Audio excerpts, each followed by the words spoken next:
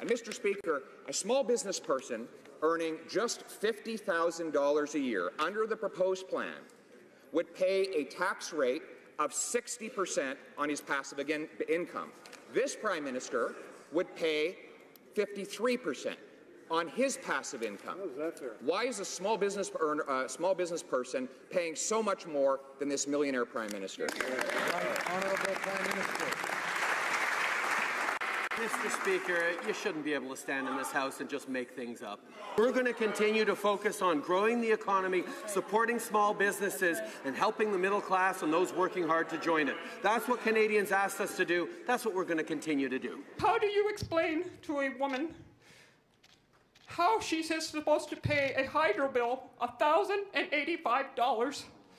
Growing the economy, supporting small businesses, and helping the middle class and those working hard to join it. The federal government's decision to put a price on carbon is something that we have moved forward with, and it's one that is causing consternation amongst a broad range of people, and I understand, because cancellation of this project costs 15,000 middle-class jobs that would have been created during the construction phase. Growing the economy, supporting small businesses, and helping the middle class and those working hard to join it. This is a plan that will impose a double tax on the passive savings that small business owners use to fund their retirement. That tax can reach as high as 73%. That double tax will not apply to the millionaire owners of multinational companies trading on Bay Street. Why not? Right Honourable Prime Minister. Mr. Speaker, we're proud that Canada has competitive corporate tax rates. It's part of our advantage. If the members opposite want to propose to raise corporate tax rates, they can do so in their next election platform. Mr. Speaker, we do not believe in raising taxes on anyone. This member across the way believes in raising them on middle-class small business owners, putting them at a comparative disadvantage with the wealthiest multinational corporations that trade on Bay Street, companies like Morneau Chappelle. Now, those companies will be able to outbid our middle-class small business owners and farmers for assets in the marketplace. Why is this Prime Minister creating distortions that favor the wealthiest elite at the expense of the middle class? Right Honourable Prime Minister. Mr. Speaker, the only distortions are the ones brought forward by the member opposite, who is trying to scare small business owners and torque up an issue to defend the approach that the Conservatives have always taken of benefiting the wealthy and ignoring the hard-working Canadians who work every day to build this country.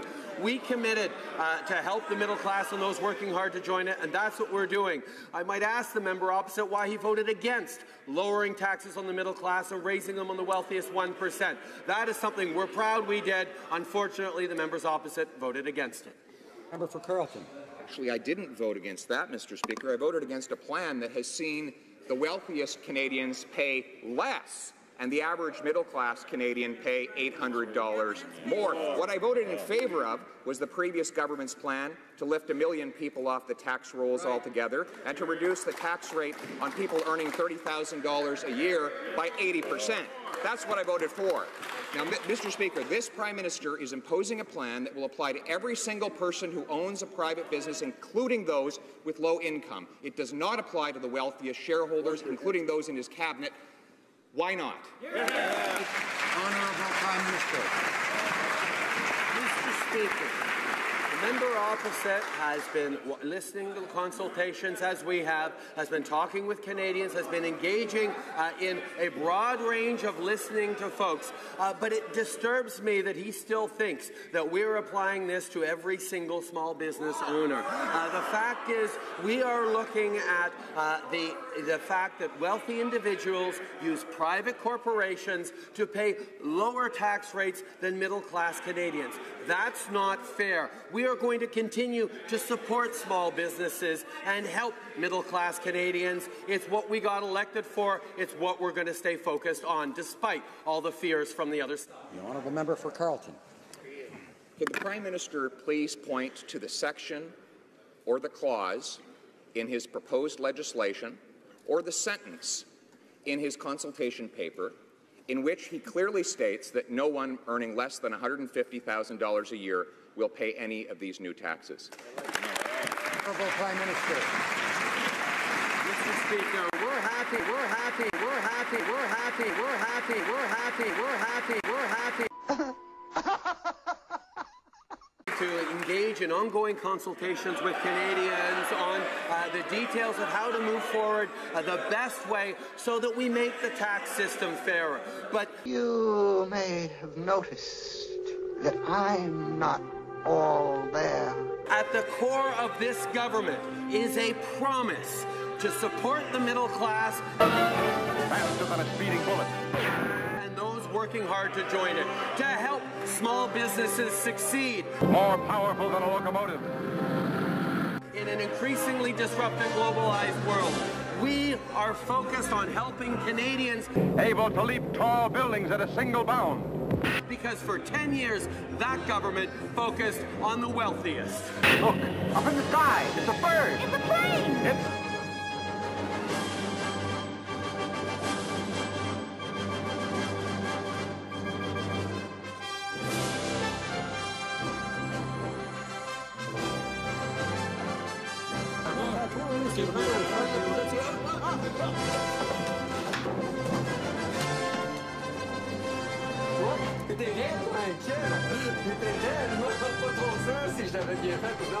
I, Justin P.J. Trudeau, do swear that I will be faithful and bear true allegiance to Her Majesty Queen Elizabeth II, Queen of Canada, her heirs and successors. So help me God. Her heirs, her heirs, her heirs. For the last time, anything you put on that prompter, he will read. Nice hair, though.